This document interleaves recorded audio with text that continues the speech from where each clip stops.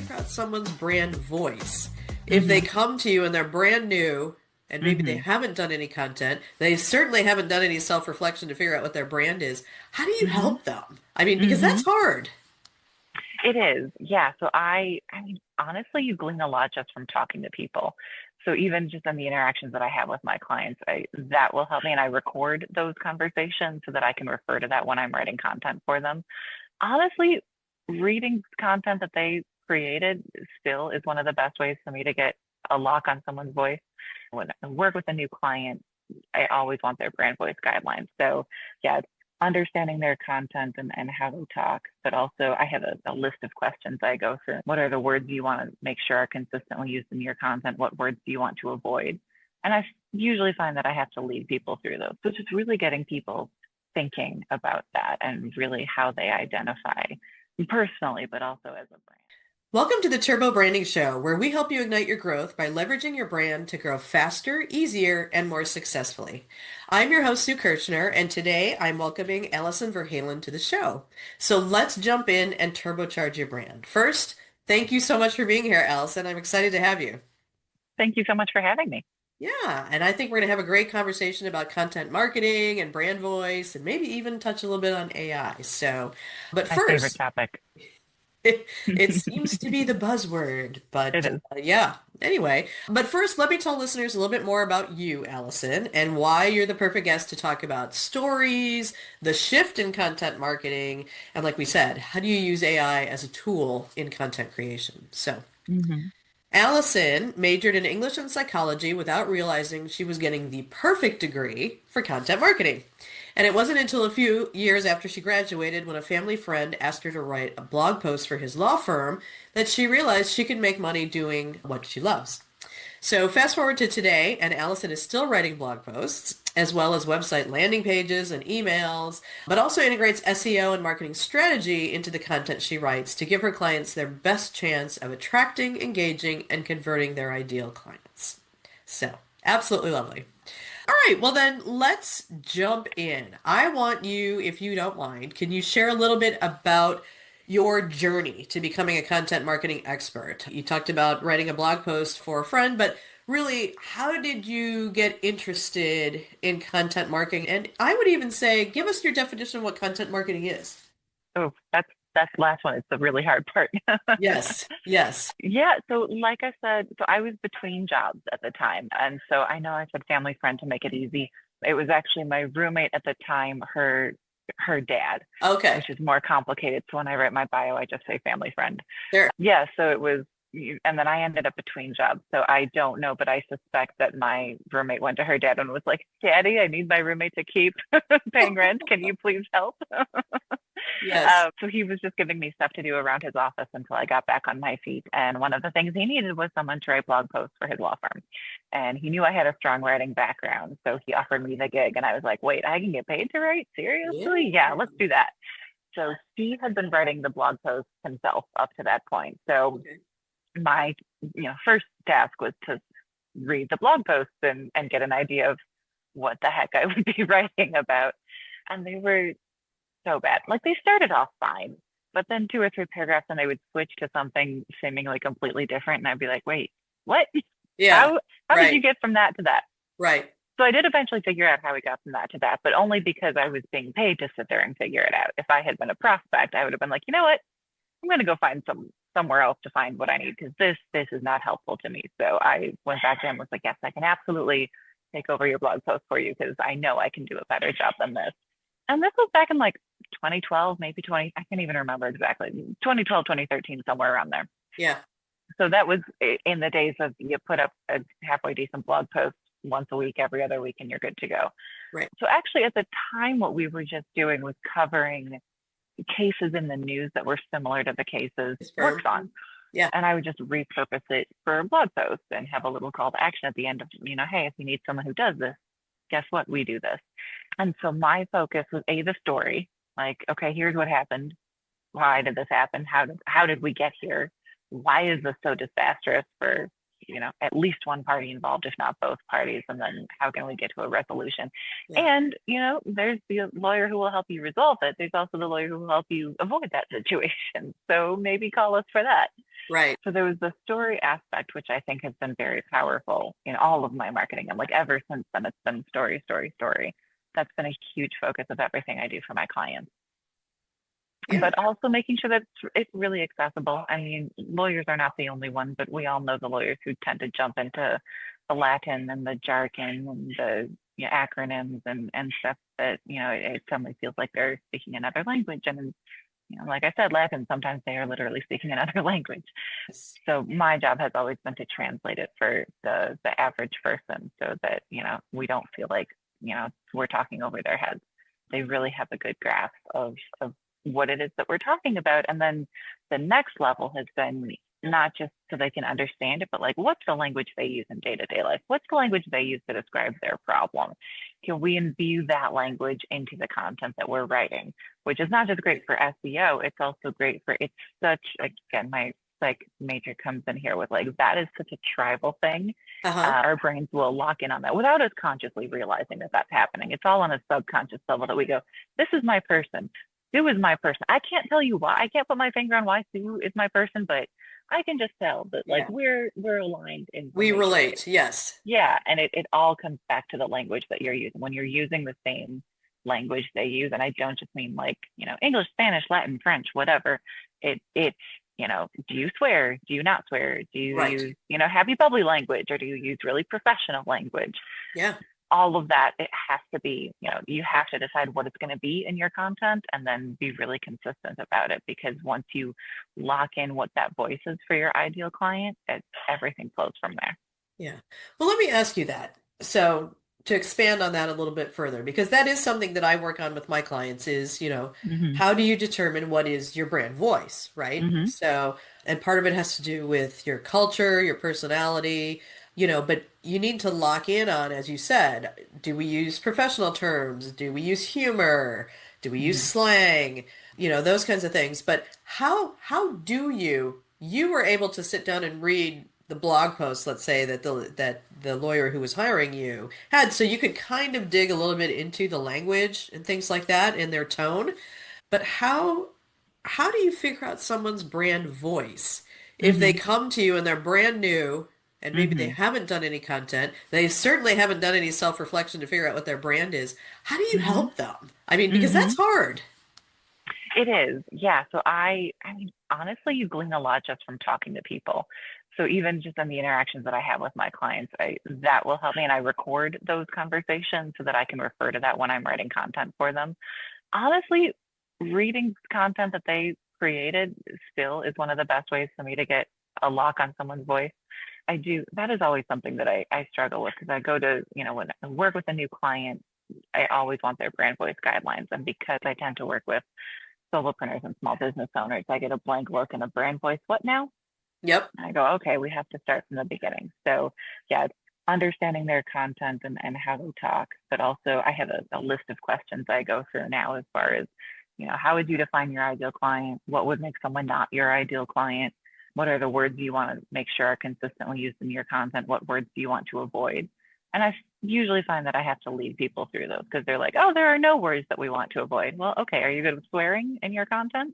Yeah. And some people go, oh, no, we're not going to do that. I was like, all right, let's narrow it down here. Now we've got some parameters. So, and again, a lot of that can come from just having the conversation with them and being like, well, you use a lot of these words or these words that you want to make sure are in your content, or I don't hear you using a lot of these words. You want to make sure they're not included in your content. So just really getting people thinking about that and really how they identify personally, but also as a brand. So that's one of the key things about content marketing, right? Is you've got to appease, and maybe appease is the wrong word, but you have to make your client happy, right? Mm-hmm. With the content in terms of what they want to say and what they get across. But you also have to realize and make your clients understand, and I do this constantly, is you're writing for someone. You are writing for your target market persona or ideal customer profile, ICP, right? How do you balance between realizing that, well, gosh, my client wants me to focus on this or say this, but man, I know the customer is not going to be Mm-hmm. interested in that. as a topic? Or, so how do you appease that? But then also, how do you figure out who the client is? Who is the ideal customer profile? And I know when we talked last time, you were talking about how you kind of went through that process yourself. So Hmm. maybe you can share that a little bit as well. Yeah, and it has been helpful to go through that process myself of picking. And I know as business owners, we don't want to admit that we have clients we prefer working with and some that not so much, but let's all be honest. This is a safe space. We all know in our heart of hearts that there are some that we really enjoy working with and some that we really don't. And it's not just the easy ones and the ones that pay on time and whatnot. Like, yes, obviously we all love clients who pay on time, but there are the ones, and for me, it's people who are really passionate about what they do. And I find that so infectious because then I latch on to that. So that's something that I've started including in my content marketing is for my own business is, you're passionate about what you do. You love what you do. You don't love content marketing. You don't want to do content marketing. Let me do that for you while you focus on doing what you do best. Right. So that's a great starting point. It's just who are the people that you work with that you really love working with? What are the common denominators among Uh-huh. the multiple clients that you love working with? And then how can we get more of those? Perfect. Perfect. All right. Well, let's talk a little bit more about how AI is affecting content marketing, right? It's a tool. A lot of marketing people, well, I shouldn't say a lot. Some people jumped right on it in Yeah. the marketing space. Others waited. I waited. Hmm. I'll admit, I waited. I wanted to see how others were using it and, or the benefits of it. And I played with it a little bit and things like that. But tell me, what's your take on AI and the effectiveness of content marketing to help a company build their brand? It can be super effective if you use it right. I still find, and I normally my go-to when talking to people would be, record a video, a podcast, an audio, whatever, of whatever it is you want to talk about, transcribe it, dump the transcription into, ChatGPT, Claude, whatever your tool is, and have it turn it into a blog post for you. And then I just recently did that myself, and it was so bland and so boring. And admittedly, there's probably some user error on my part. Should probably have trained my AI better on my brand voice, but I was amazed at how much I could like input so much of literally the words that I was using, and it still came back with something super generic. And I was like, oh, this is disappointing. So if you know how, if A, have that brand voice locked in because you have to have that first and foremost Right. before you can have me write content that sounds like you, or before you can have a chatbot write content that sounds like you, or repurpose content so that it sounds like you. I, so many caveats about AI. It's like where to start. First and foremost, I never say AI generative because nothing is AI generated. It's all AI repurposed or regurgitated. It takes stuff that already exists that humans have created and it just reassembles it for us and goes, here, is this what you want? And that's it. So be really mindful of that. So I hope it goes without saying at this point. Don't just say, hey, ChatGPT, write a blog post for me, and then you copy and paste that. Don't ever do that because it's just copying what everyone else is saying online. Absolutely. Right. And you're not setting yourself apart as a thought leader. You're certainly not going to get great SEO out of that because Google's going to take one look at that and go, yeah, this is not unique content, and it's going to get downgraded in the searches. So it's not doing anything for you, and it's Right. certainly not going to sound like you. So you need all those pieces. You need the SEO, you need the brand voice, and you need that unique perspective, that thought leadership that sets you apart as an expert in your industry. ChatGPT is not an expert, and you need the emotional component, and again, the storytelling component. The chatbots are real bad. They're real bad at that. The calls to actions, all the really important parts of your content that really make it come to life, they're real bad at that. So by all means, if you have a list of, I want to cover these, you know, 5 ways to do XYZ in this industry, and you want to use AI to create that part of that piece, absolutely. Go ahead and do that. It can go to town. It will do that all day long. But then you have to make sure that you or your content person or whoever is imbuing your unique perspective, your take on the subject. The so what factor is so important. Why do I care? Robot doesn't know why anyone cares. It Right. doesn't have empathy. Right. That is what's going to hook people in, because we can talk all day long, you and I can talk all day long about the importance of branding from our perspective, and we'll still have a lot of people being like, yeah, so what, why do I really care, how does this really affect me? If we Right. don't talk about it in their terms, in terms, again, terms they can understand, use it their language, it's going to go in one ear and out the other. So we have to be really careful that we're imbuing, whether it's content we're creating ourselves or content chatbots are helping us create. I'm all for AI assisted content, but like I said, there's no such thing as AI generated content. It is all just regurgitated. And please Regurgitated, don't use the chatbots. reassembled. Yeah. Yeah, and please don't use the chatbots as a keyword research tool, because it is not an SEO tool. It was not built for, again, it will tell you the words everyone else is using. Right. Right. It's not going to tell you, you know what, people are looking for this. They're not finding answers with this keyword. So here's your content gap that provides a lot of opportunity for you to show up in relevant searches. It doesn't have that capability. It wasn't created with that in mind. So Right. please stop using ChatGPT as a keyword research tool. It's not a keyword research It's not a tool. key. Yeah, exactly. So, well, there's two things that I want to kind of build on here based on what you just said is the first is how search is changing, right? Because of AI. So content is actually playing a much bigger role Mm-hmm. in how people are going to get found. I mean, you always knew that you had to have content so that, Google could index it, send you search queries and things like this. But now it's different. It's moved from search engine optimization Mm-hmm. to answer engine optimization, meaning, Mm-hmm. if you're using AI to do your searches, you're not getting links. You're not getting all Mm-hmm. these links back to a specific site based on what you were looking for. You're getting an answer to your question. Mm-hmm. And they are aggregating that from all of Mm-hmm. these different sources. And yeah, they might put two or three links on the side that'll tell you where they pulled this information from. But Mm-hmm. it's really affecting search because people don't need to go to your site. If they just want the answer to a question, they Mm-hmm. don't need to go to your site to get the answer anymore. But what you need to do is you have to have content that Gemini and Perplexity and ChatGPT and Claude that they will aggregate and put an answer together for someone. Mm-hmm. You need that. You need content that's going to help with that. Have you seen that, or have you been working with clients on how do we tackle that? How do you answer questions in your content, knowing that people might not come to your site once they get the answer?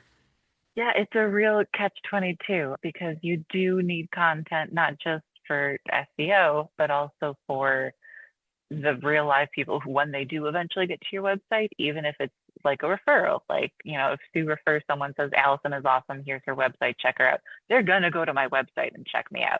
And they're going to go to my blog. And if there's a blog there, which of course there is, they're going to read a few pieces to make sure that I actually know what I'm doing before they reach out for a conversation. Right. So it's super important to have that from that aspect, and that SEO aspect. So it is super interesting to see this. I do want to point out that a lot of searches are still being, like most searches are still being made on Google. Right. A lot of people have already like held a funeral for Google, and it's like, no, Google's not dead Yeah. yet. Yet. Whether or not it will die in the near future remains to be seen. I'm not going to say one way or the other, because we just don't know We yet. don't know exactly. It's too early days. But at the moment, yes, searches on Google are down, but the majority of searches are still happening on Google. That being said, you have AI overviews, and you have more and more AI overviews. So even on Google, you're getting more people who are, just reading an overview and not bothering to look at the links. I do prefer Google as a user of search, just because I get those links. I can see where that information is coming from, just Right. because all of these chatbots have given hilariously wrong answers. And so when that happens, Yeah. even if it's not obvious, I do want to double check its work. Be like, okay, where did you get this from? Um, Absolutely.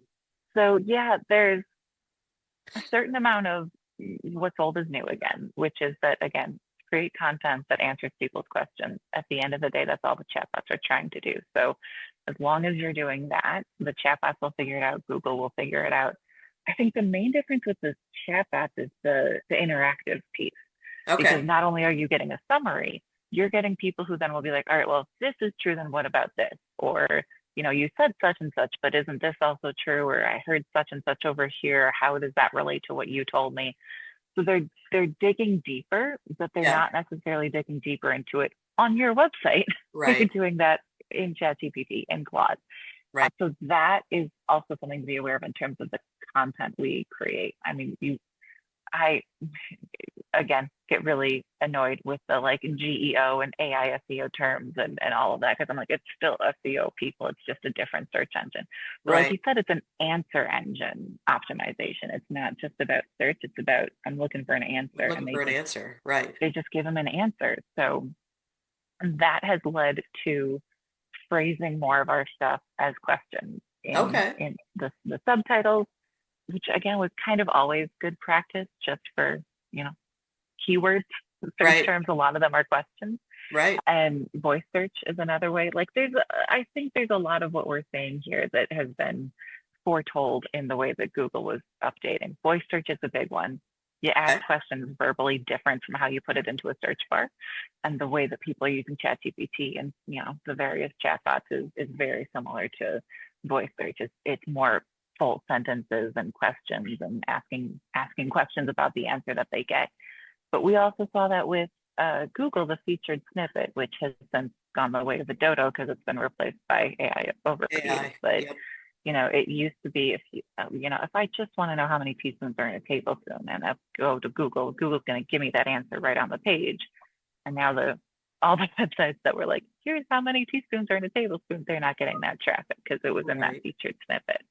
So it's been that way for a while, but the trick is really getting AI to mention you. If people get to that point of, all right, I know now branding is important. I have an idea of how to do my own brand. I know enough to know that maybe I should not be doing my own brand because I'm too close to Right. do it myself.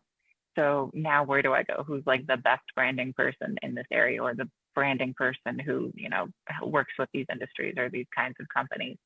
That's where you really want ChatGPT or again, AI of your choice to mention you. So now the question becomes, how are we getting them to mention you? And that, again, people have played around with it. I've had people just like dump information about their company into ChatGPT. Okay. There's been a lot of like self-referencing, like kind of like talking about yourself in the third person in the content that goes on the website, Yeah. just to try and get those searches in the chatbot. Got it. Got it. Well, let's riff a little bit more about this with content marketing. I like what you said about, answer engine and it's fine. People talk about managing your expectations on website traffic going forward with your content because you're right. Yeah. If someone just wants an answer to a question, let them get it, right? They're not if they get to your site, they're probably still not going to buy anything. They're just looking for an answer to the question. Mm-hmm. Whereas if someone gets an answer to their question and they do want to go further and deeper, like you talked about, well, then that's good traffic to get to your Mm-hmm. site because now you know that they're at least more interested than just finding the answer to, something in your industry that they could have gotten anywhere, kind of a deal. Mm-hmm. So let's talk about the different forms of content, right? Because I've had people, oh, blogs are dead. It's all about video, which I disagree with. But not that it's not all about video, but blogs are not dead by any means. But let's talk about what do you hear or what trends do you see in terms of where is content formats going? Mm-hmm. Is it shifting at all? What have you seen? Yeah, I don't know that it's really shifting. I mean, like you said, video is important. It will continue to be important. I think and I don't know that I've seen this yet, but this is the one prediction probably that I will make is that video and images will actually be more important just because Google could never, I mean, Google owns YouTube, so Right. it could still, give you videos in a search, but it never quite figured out how to read videos and images and in a way to put that up in searches without search engine marketers on the back end like telling Google, here's what's in here. Here's Here's what where this video is about. yeah. Right. Right. AI is actually much better at that, at figuring out what videos and images are about and including those in the answers that it's providing. So yeah, I again I'm with you. Blogging is not dead. There will always, I think, be a place for blogs, but I'm not anti-video or images either. Like, of course, we are visual creatures. We like to see the real life people. Actually, the one thing that I saw recently that I thought was interesting as far as AI and videos, someone was saying, now we have to deal with deep fakes. We have to deal with, oh, I saw a video of Allison doing such and such, and I never said that. I never did that. It was just AI. And that can be used to create, videos. If I don't want to create the video myself, I can just have AI do it for me, or it could be a problem as far as, someone trolling me online, because we've seen plenty of that.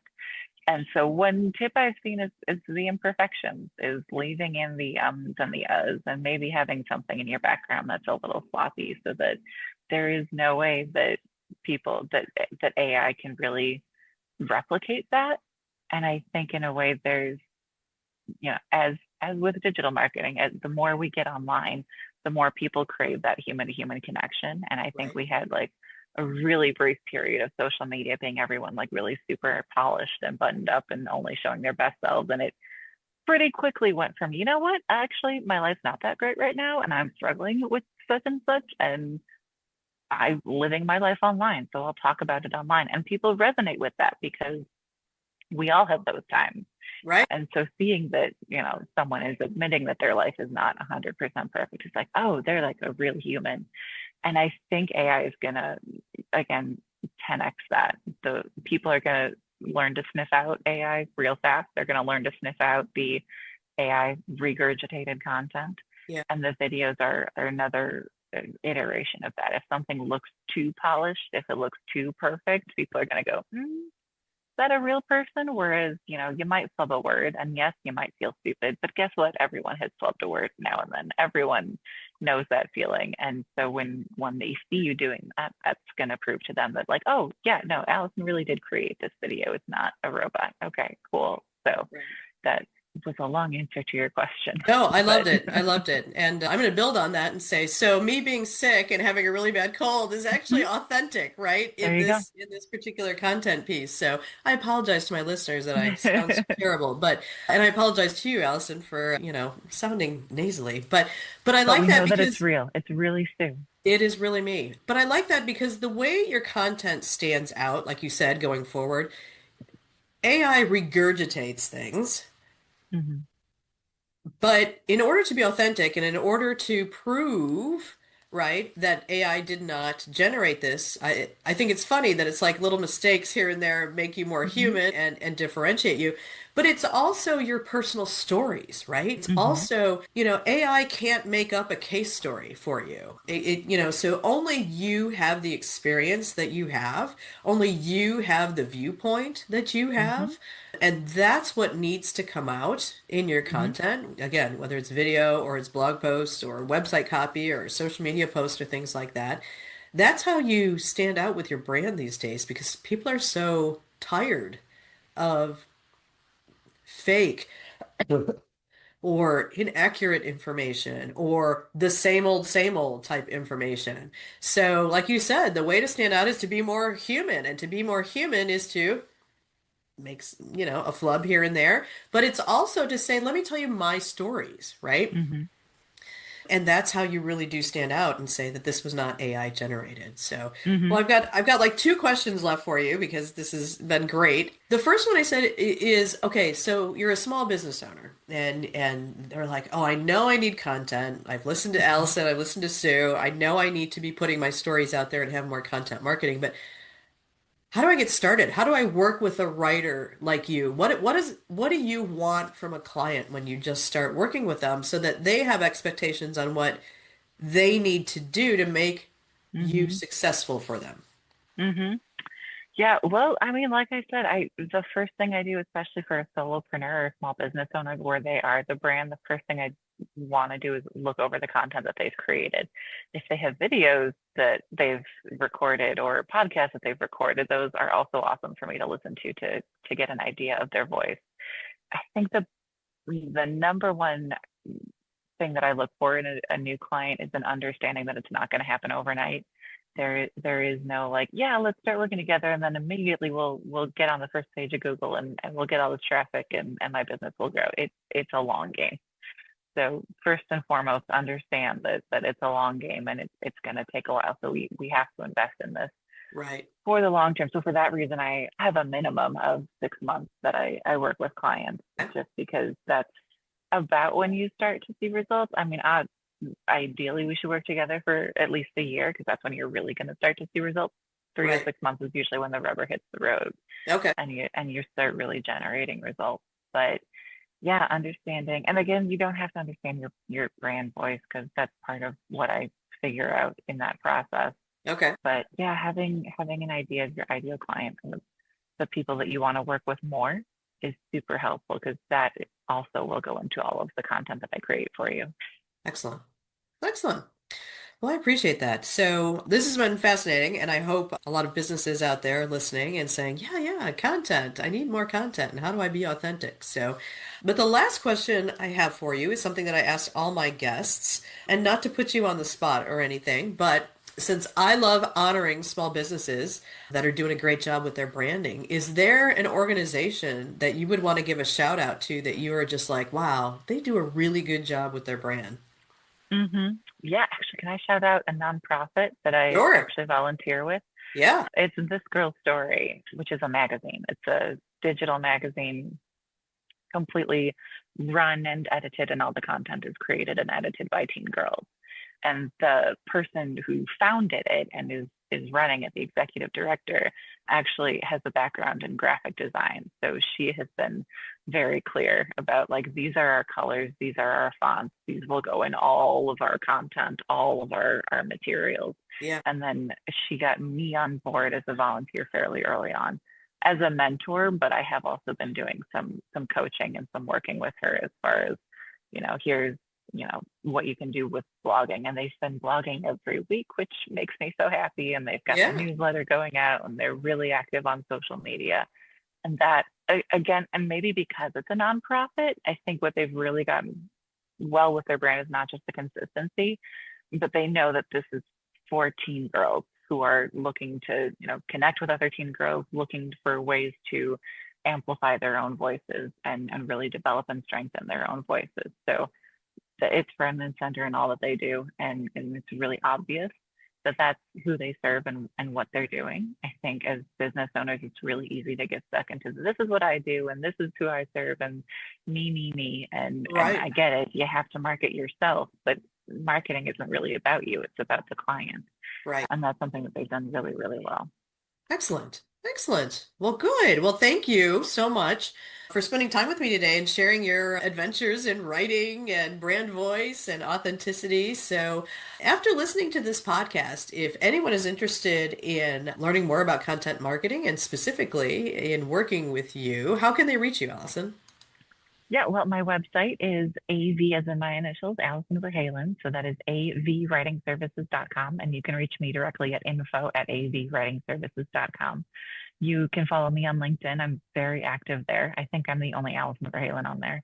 And I have a pretty active YouTube channel where I try to post at least once or twice a week, and that is Alison Ver Halen Content Marketer. So, ton of information there about content marketing and AI and SEO and all the fun things. Yeah, love it. I love how you're getting your story out there to build your brand. So excellent. Well, thank you so much for being here. I really appreciate it, Allison. Thank you so much for having me. Yeah, not a problem. And thank all of you for joining us for this episode of the Turbo Branding Show. I hope you've been inspired to ignite your growth by leveraging your brand. And if you enjoyed this episode, I would love it if you could help me build a strong brand following for the show. So please share this episode and be sure to like, subscribe, and leave a review. Thank you, and stay tuned for our next episode.